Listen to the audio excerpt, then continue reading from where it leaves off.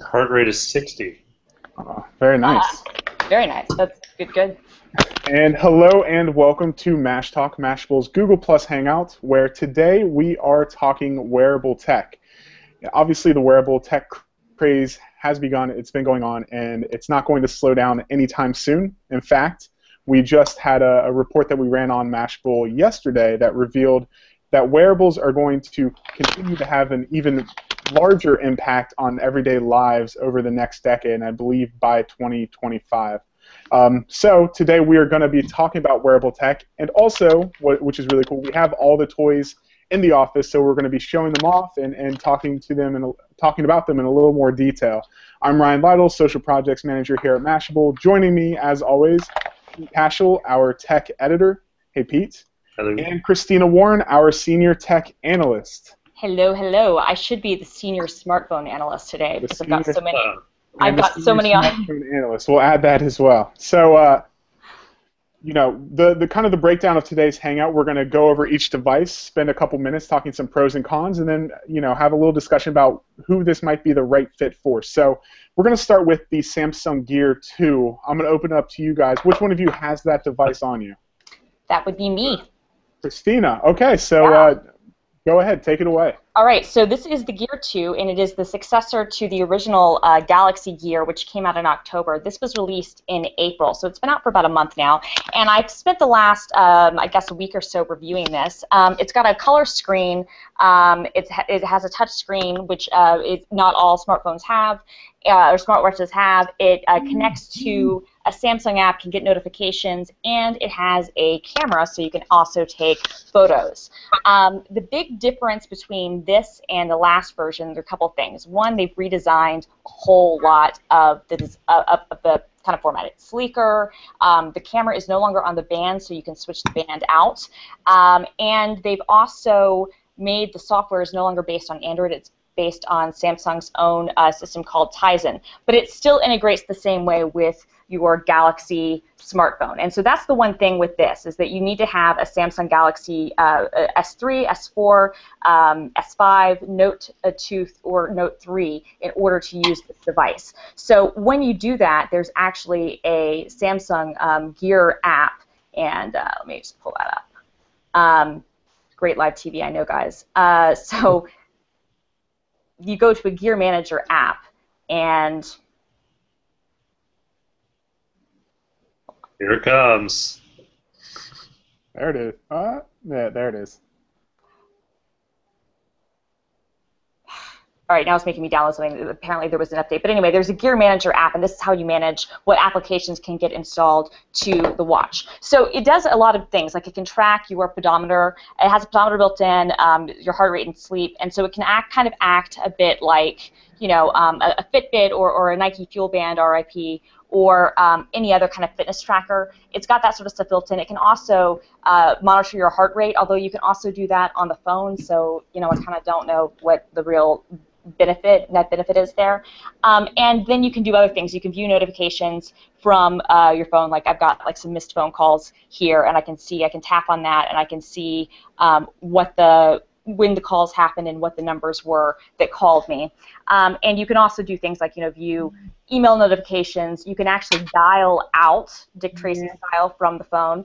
What this will actually do is it has a microphone built in, so if you wanted to talk right here, if you wanted to talk on the phone, you could, but this will basically dial a number, send it through Bluetooth to your phone, initiate the call, and then you can talk into your phone or talk into the watch. And so that's I actually like the idea of talking into your watch more than I do a Bluetooth headset. I agree. I actually think it's less douchey. Like on the douche scale, so number one being Google Glass, right? And then you've got the headset. Wait, and then number one? What's the scale? What's bad? 1 or 10? Oh, 1's bad. So like the douchiest is so this is maximum douchiness right here. Yes. Well, no. Maximum douchiness would be that with an earpiece with a watch. Okay. So you don't have the earpiece in, so you're only 2 for 3. I mean. Oh, that's right. Well, I do have that. I've used that once or twice. Yeah. But I agree that is super douchey. So, but they've got various apps you can kind of control. Their exercise app, there's a gallery, there's a media controller. You can also install other apps, for things like Twitter and email. And what Samsung has done, the first version of the Gear, they made it, and Pete will talk about this when he talks about the Sony Watch 2, that the first iteration of these devices really had a problem talking to Google's own Android app, so things like the Gmail app didn't really like to talk to these devices, and if you wanted to, see your email come through, that was a little bit complicated. And actually, all the smartwatch companies have had issues with that, but they've all actually been resolved, and that's what's really exciting about the space is that in the span of a year since the first Pebble came out, I've watched the space just totally transform, and the stuff is so much better. One of the things I really like about this, and a lot of the other watches have this feature too, but I really like the Find My Device mode. And what this means is that basically it'll connect, when it's in range with your phone, and if you're within Bluetooth range, it'll start to ping. So you don't know where your phone is. You're like, okay, where is it? I know it's someplace. You can use your phone. You can use your watch as a way to find it, and that's really useful. You can also do things like view tweets and view contacts and take voice memos. The camera, I really think, is completely and totally just, again, like I don't see any potential use case for a normal person for that at all. What is more interesting to me, though, is the idea that you can control the camera on your phone remotely from the watch. That could be interesting. Maybe you have it set up on a tripod someplace, or you're wanting to do something else, or somebody's taking a selfie, someone's holding the phone, for you, and then you can hit your watch and take the shot. So that's a little bit more interesting. So this is the Gear 2. It's $200, and it's available. It's $200, right, Pete? Or is it $250? No, I think it's $299. Oh, it's $299. Oh, you're right. Yeah, the Gear Fit is $199, and then the Neo is $249. Right. So this is. Yeah. So I know you reviewed the original Galaxy Gear for us, and I know you weren't too hot on the design. Yeah. How is it this time around? You know what? I like this better. I still don't love it. But it's funny, though, because it's so subjective. So my husband, when he first saw this on my wrist, he was like, "What are you wearing? That is way too big for your wrist." And he's not wrong. I've got really small wrists, so child size, really. So if you can kind of get a grip. But I was at an event last night. I was speaking at an event last night, and a girl said to me, she was like, "Oh my God, who made your watch? I love it so much. I want your watch." So it's kind of subjective. I do like the lines more. I love that. I do think that one of the biggest improvements, it's more comfortable, but I also think that making the band removable adds a lot of potential customization. The software, I haven't really noticed that much of a difference, going from one to the other, but there are better apps now, and so that's an improvement. This is definitely proving that iteration is getting there. The only thing I worry about with this is that they're going to be coming out with an Android Wear device sometime this year, and so you buy this because you're an early adopter. You don't buy this because you think Samsung's going to be committed to this platform, because if we're being honest, they're probably going to move to, if more Android Wear devices sell, they're going to move to that versus continuing to support this. So that's kind of the weird little quagmire where we are. But you can do so many things with this. I enjoy that you can control, the settings on your music players, and they've got their apps like Tasker for Android that people have written to kind of customize to work with the Gear 2, and you can do some pretty cool automation things. But even just as simple as having access to things like my messages and my alerts and my calendar and the weather from your wrist is really useful. The battery life is considerably better. The old Gear was maybe a day, maybe two at most. This you can probably get. I've got about 50% battery life on this, and the last time I charged it was Monday. So, what today's Thursday. So that's this has been on my wrist and it's been on the whole time. So, and I've been using it. So that's fairly good, I think. It's not as good as the Pebble or the Qualcomm Mashable screen, but they've made a lot of improvements. Yeah, that's great. One thing I don't like about the Gears, and I'm surprised they didn't fix this, is that the time, just telling the time requires a little bit of effort, because the screen is completely dormant. There's nothing on it, and then it has to respond to your movement. Right. Now, in the first Gear, there was a bit of a delay, and that was a real problem. It's improved. It's improved, but there's still a bit of a delay. Like we'll do a little test. I'm going to turn this off, and then see if I hit it. See, you've got to hit it just so. Yeah, you didn't see. Okay, well now you're convincing me it's terrible. Well, but no. Here's why it's better. The old one you I'm, had to lift above your head. You no I longer basically save your I'm wrist. using that as a segue into this Yes. one, Talk Sony about it. Go SmartWatch for 2, it. which it's LCD.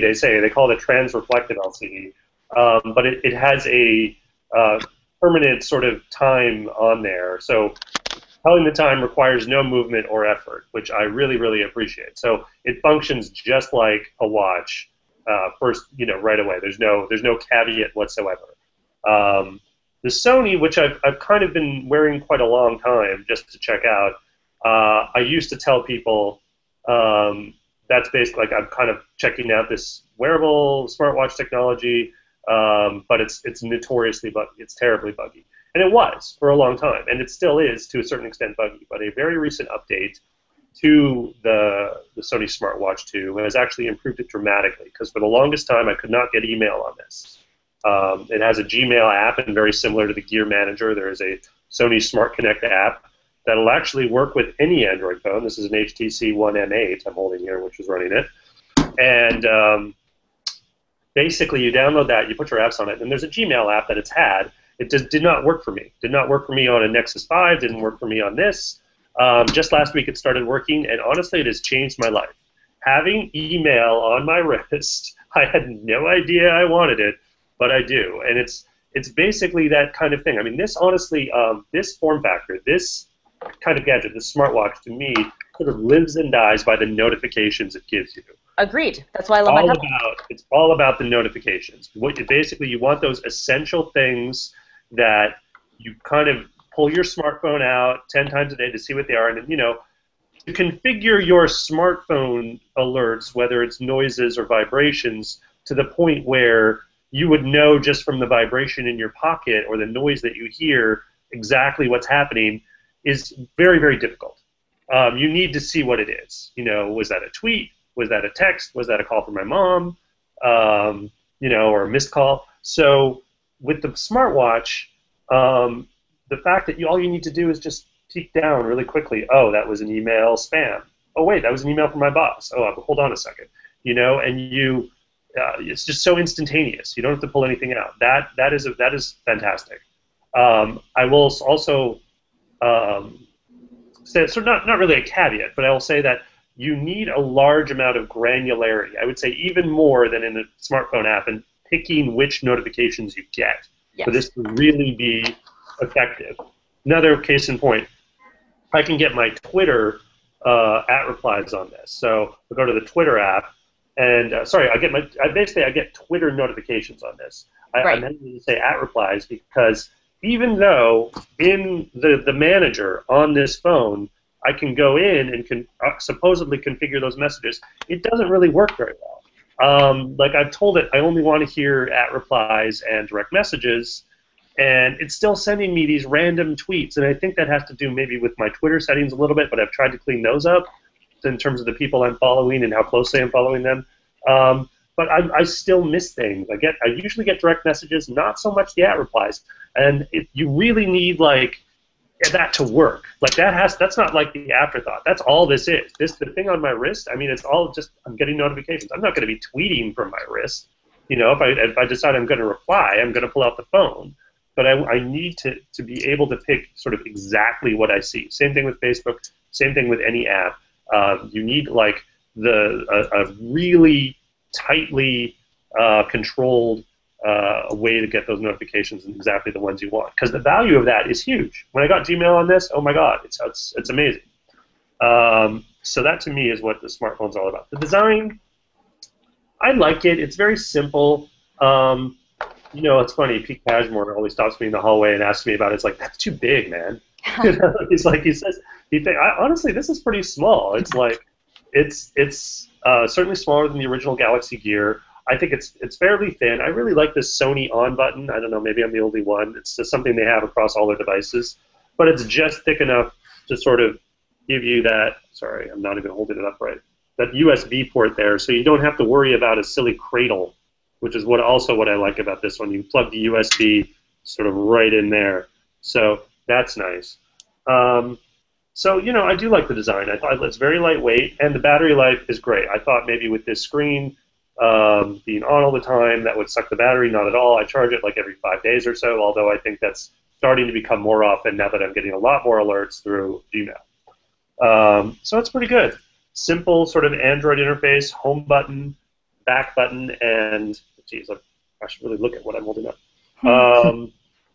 And the sort of, here's the third one, the other stuff, the other functions. There's an Instagram app on here now.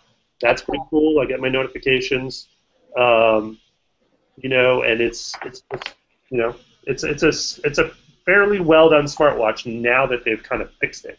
It might have worked well with Xperia phones before last week, but it's finally started working with all Android phones, I guess. And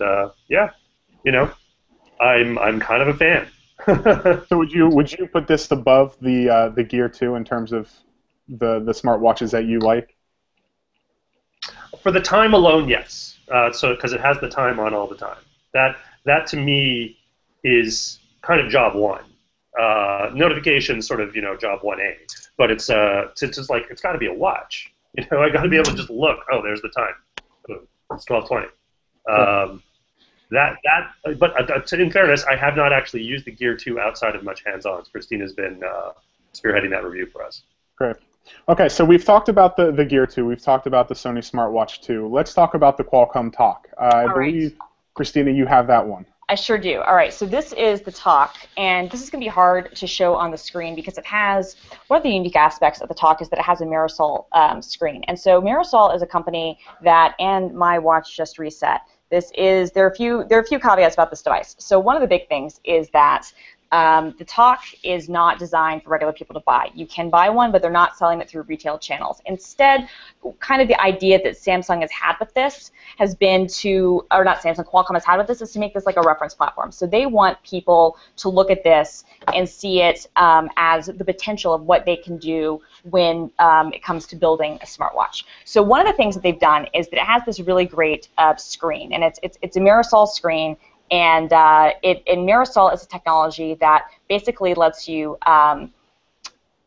see color, and it's kind of like a combination of e-ink, but it's colored, so it's very, very good for battery life. I'm trying to see if I can get that up close.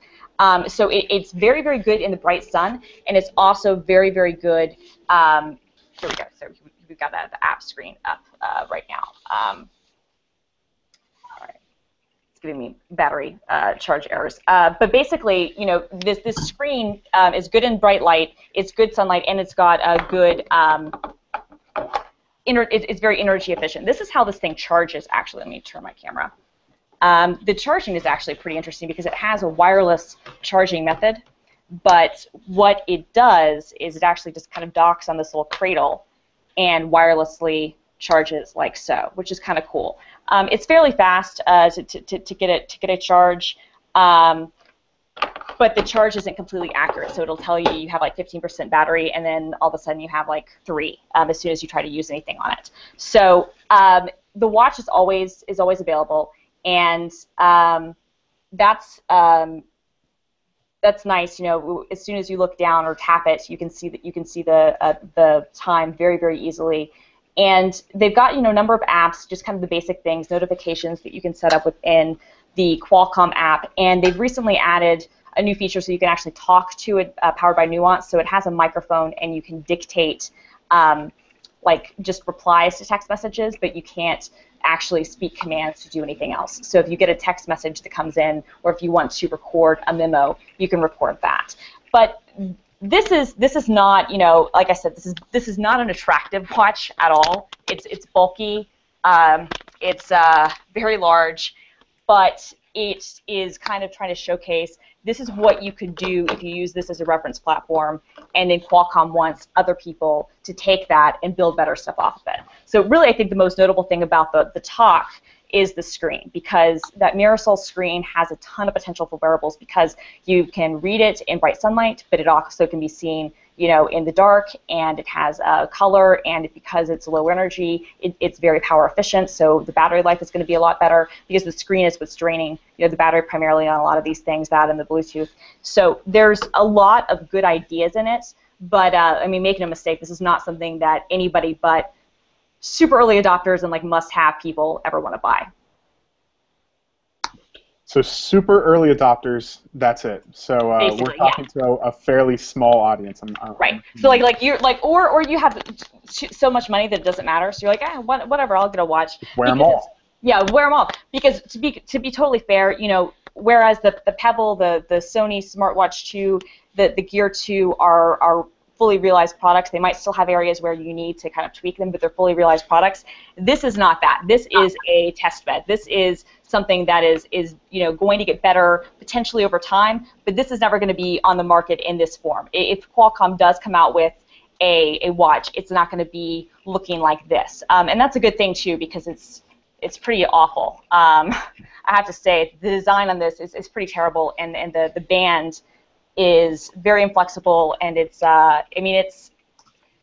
if you think that the original Gear was big, I mean, this thing is just like, I mean, it's just laughable. Yeah. You know what I mean? And in a very unattractive way. I mean, talk about female unfriendly. But I do love the screen, and I look forward to seeing. And I think actually the wireless charging stuff is cool too. And those are two areas: the screen technology, and then how the hell do you charge these things? That becomes a really interesting question when we talk about wearables. And so I think that Qualcomm has come up with some interesting things there. So maybe we'll see that in future products. So aesthetically, if you want an old school retro stopwatch on your wrist, go for the Qualcomm Talk. Basically what we're saying. Yeah.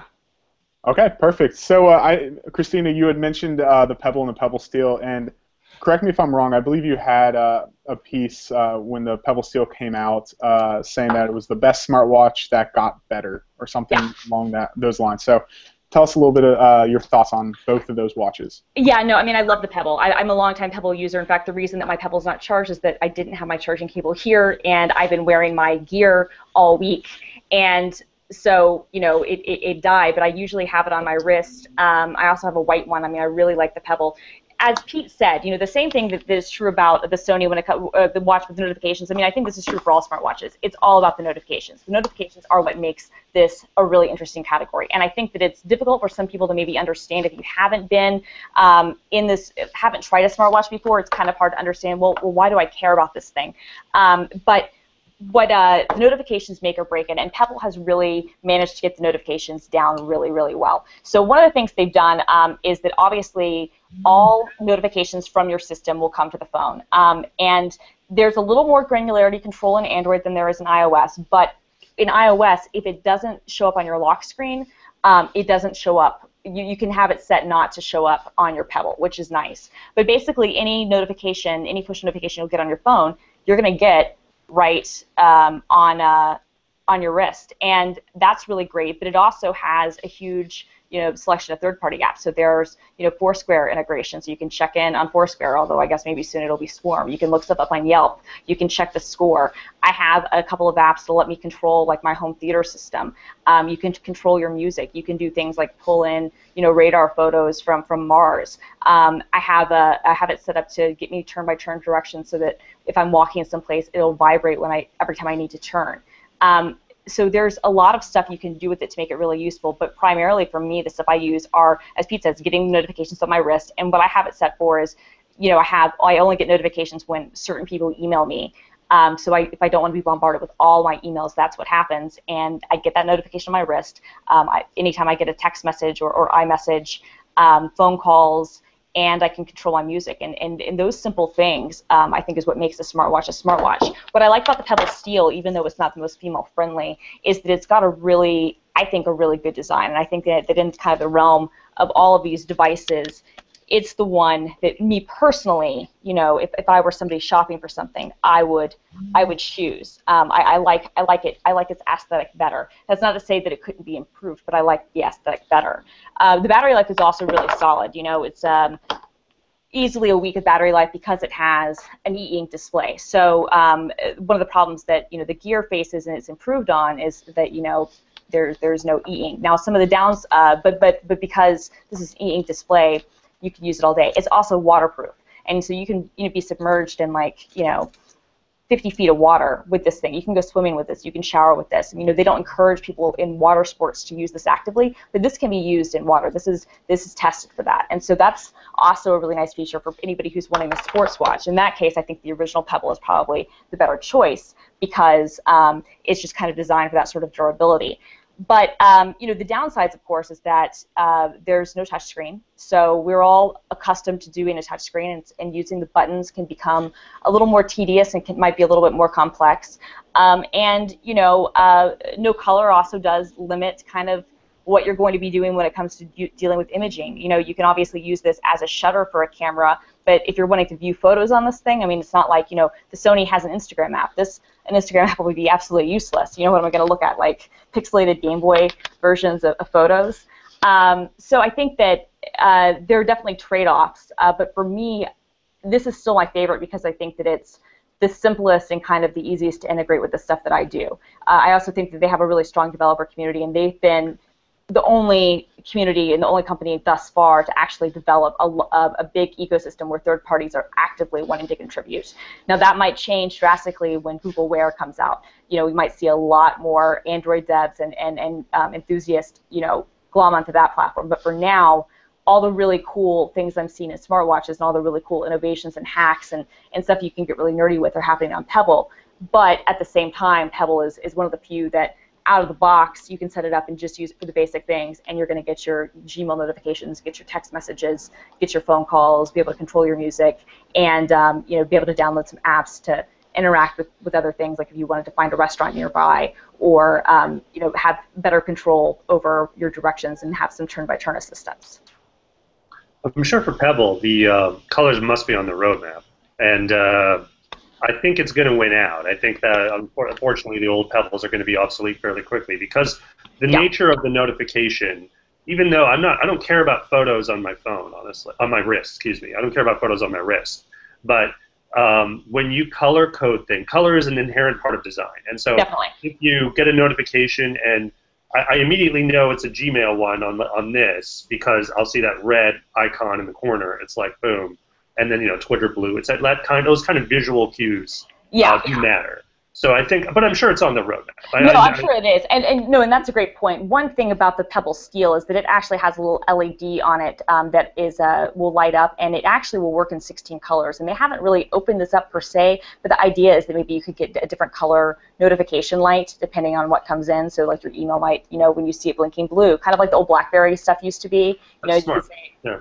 And so that doesn't fix what you're talking about, because I agree with you. I think that color does become a really important design choice, and it's a good cue, and it's also just what we're used to seeing every day. But having any sort of sensor to stand out and distinguish one alert over another is useful. I mean, and something some developers have done is actually set up patterns for vibrations on different things. So, 2 quick vibrates will be for email. 1 long will be for Twitter.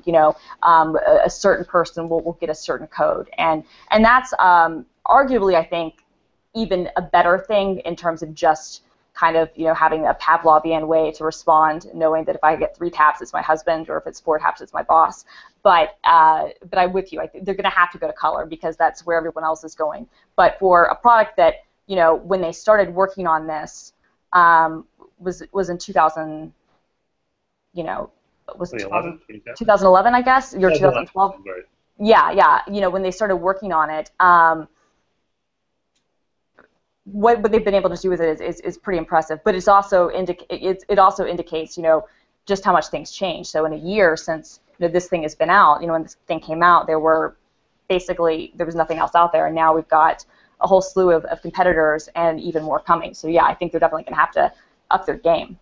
Great. Okay, so before we move on from smartwatches, I just wanted one more thing about notifications, which is important because Christina was talking about it, and I'm glad you're here, Christina, because it's being our beacons expert. I think apps and phone are one thing, but once you tie that whole ecosystem into beacons, and beacons, if you don't know, are these, Apple's been very active in this area with iBeacons, basically giving your phone notifications from your environment in a very smart way.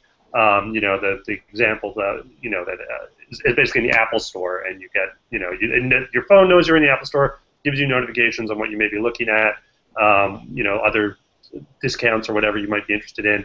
the thing is, for that ambient kind of thing when you're out and about, and it's much more natural, better experience to get it here. Like this is, of course, assuming you want it in the first place, and that's a whole nother issue of opting in and how much is too much.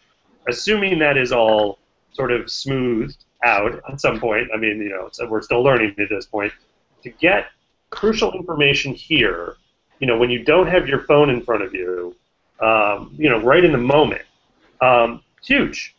Yeah. And, with beacons, I mean, I don't know if you want to speak to this a little bit, but I think that's going to be like one of the huge things. I mean, I like my favorite example that I made up is going to the gym, and say you're wearing a sports watch, a smartwatch that, whatever the iWatch is, and assuming your gym has a beacon system and ties their equipment into it, say you go to the elliptical machines and there's none available. So you wander away from the elliptical machine, start doing some free weights. 20 minutes later, you get a notification on your watch, there's a machine free, do you want it?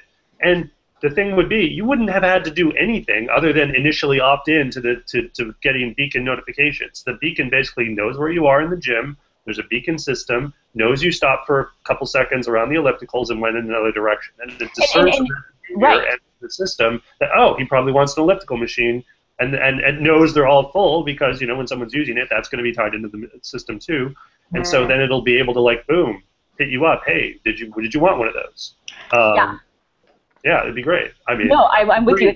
That's a perfect example. That's a perfect example. And actually, you know what? That's what Disney does. So Disney's Magic Band program, which isn't technically beacons, but is very similar with their implementation, and it's very interesting. It looks like a Fitbit. You wear this wristband, and that is what that's your Fast Pass, that's your key card, that's your credit card. And what they do is they have it set up so that you will get alerts on your band when your rides or some of your Fast Pass things are ready, or if there's one of your favorite characters is going to be in the park quickly, you'll get a notification on your wrist. And I think that you're absolutely right. I think taking that location-aware stuff and assuming you opt in, which is, I mean, that's a whole other thing, but assuming that that's something you want, being able to bring that contextual alerts to your wrist, I'm with you, I think is much better than to the phone, because it's much less distracting, and you don't have to always, feel like I've got to have my phone out and on my desk or someplace where I can feel it. I can just be alerted.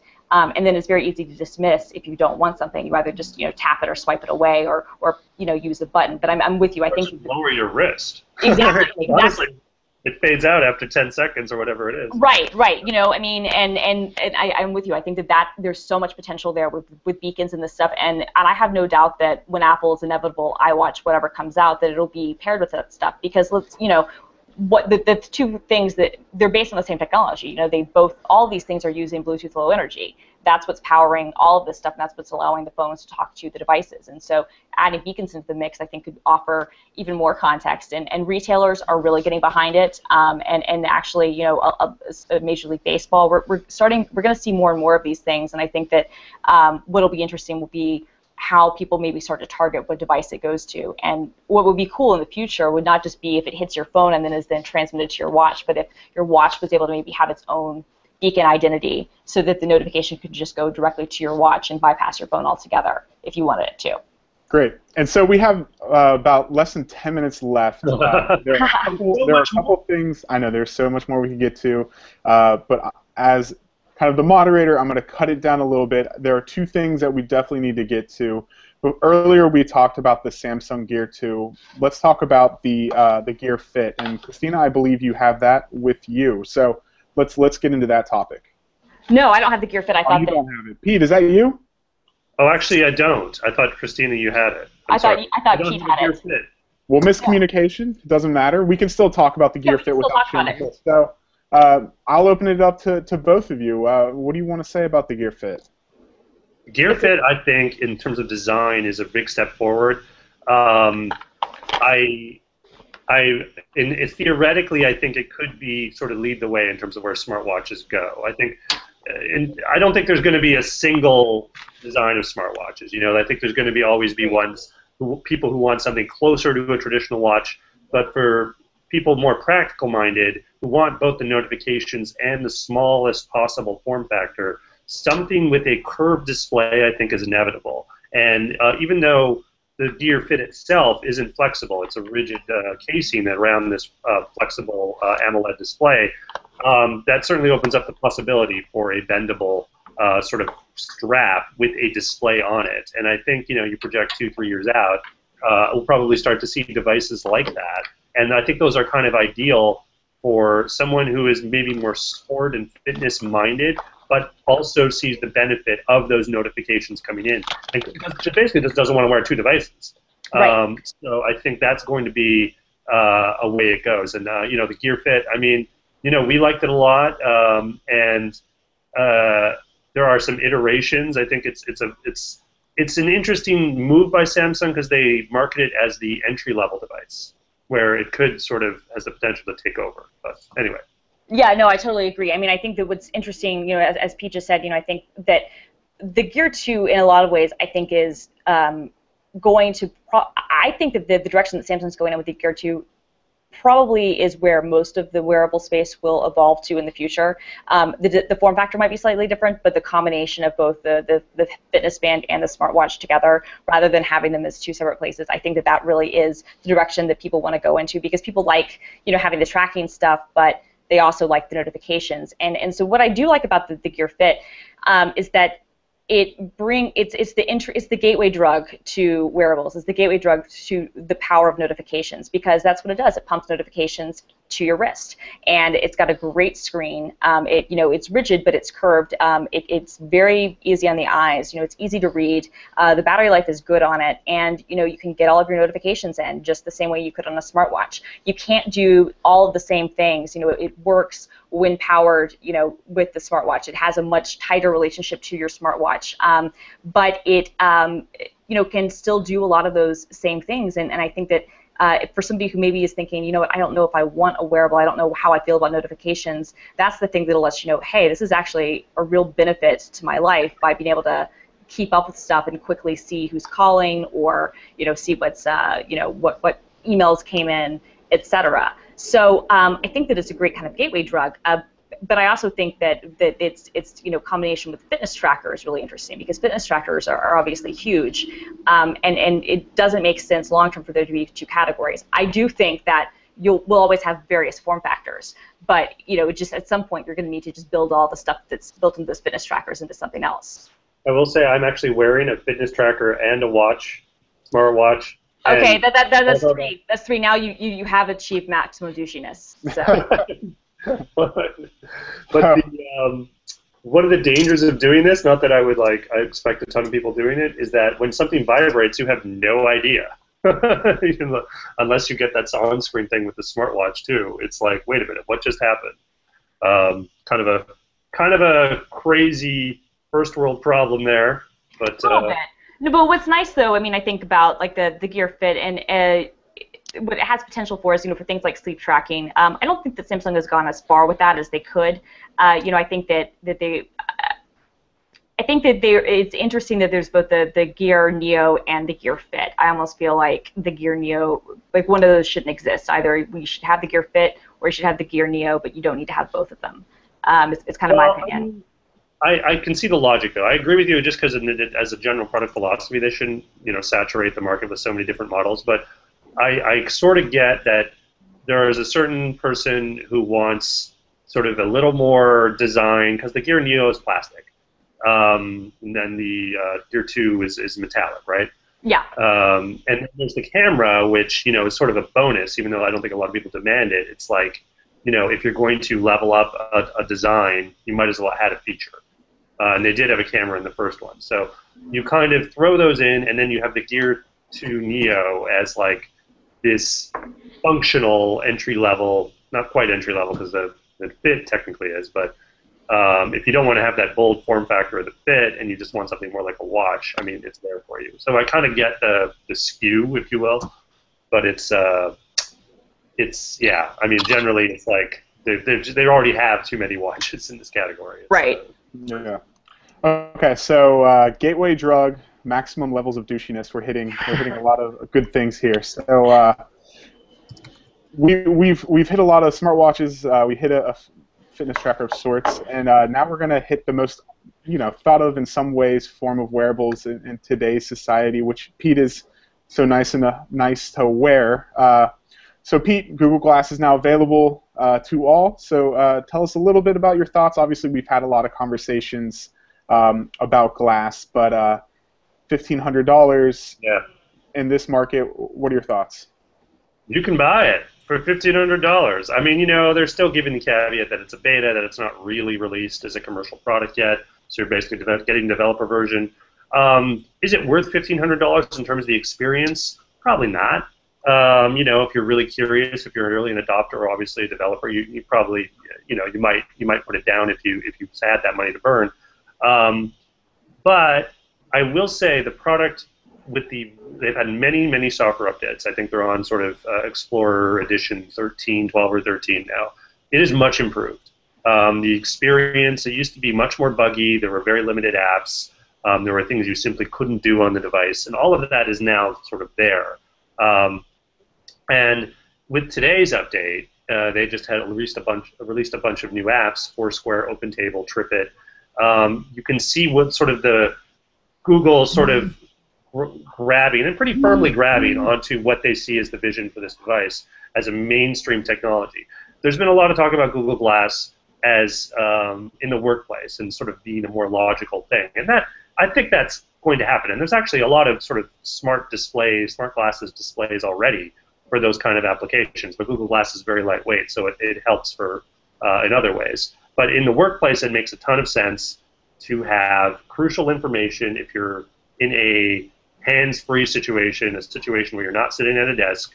Like, the pipeline inspector was one of them, cited in many of these articles. A doctor, obviously, there's a lot of talk about doctors saving lives with glass because they get crucial information about their patient right here. That all makes sense, but Google's vision for this is much bigger. So the travel apps, which were released today, will sort of facilitate, I think, that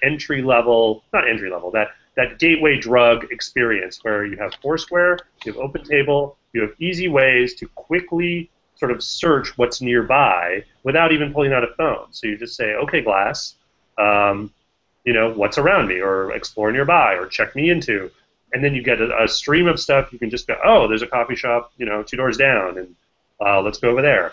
Then you tap a couple times and you get directions. And it's like you do all this stuff without your phone even coming out. So that vision of kind of like actually ironically bringing you closer to your environment by wearing a piece of technology is sort of becoming more fully realized. So I like it a lot. That said, you look kind of douchey. I really hope this deal with Luxottica they've made, the company that makes Ray-Bans, is going to lead to basically a design rethink from Google, because I think even though as a gadget, the design is, it's actually pretty good. It's just that it doesn't look like anything, anyone would wear unless you, for whatever reason, really wanted to stand out. And I've sort of written about this. The ostentatious design, while I understand why they did it, because they wanted to avoid accusations of spyware, has really backfired. Yes. Because one, it makes people look like dorks, and only sort of self-promoters are really getting it now.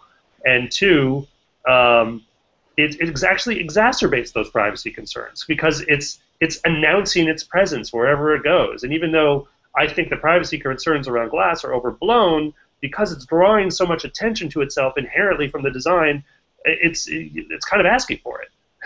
So it's like they need to rethink that design down the road. And once they do that, it's going to be, I think, for a certain kind of person, absolutely, it could go, not 100% mainstream like the iPhone, but for dads and moms who want to take pictures of their kids and not have to worry about pulling out a phone and stuff. Why not?